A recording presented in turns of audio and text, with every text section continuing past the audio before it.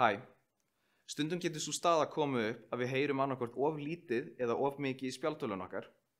Það eru tvær leiðir til þess að hafa stjórn á hljóðstyrknum.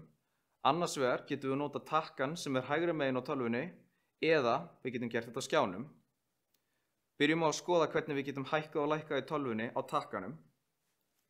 Á hægri hlið spjaldtölvunnar efst uppi er þessi stóri takki hér. Þessi takki er tvískiptur.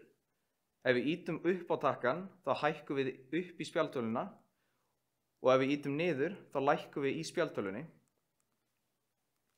Við getum líka gert þetta á skjánum.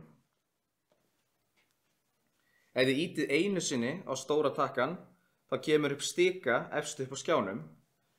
Nú ef við drögum punktinn sem er hérna uppi þá getum við annarkvort hækkað í spjaldtölvunni eða lækkað í henni.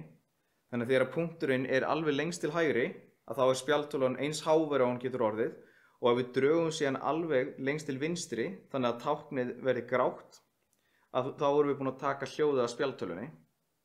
Þannig að það er mjög einfalt með annarkvort tökkunum eða með skjánum að hafa fullkomna stjórn á því hvernig spjaldtölvan á að hljóma.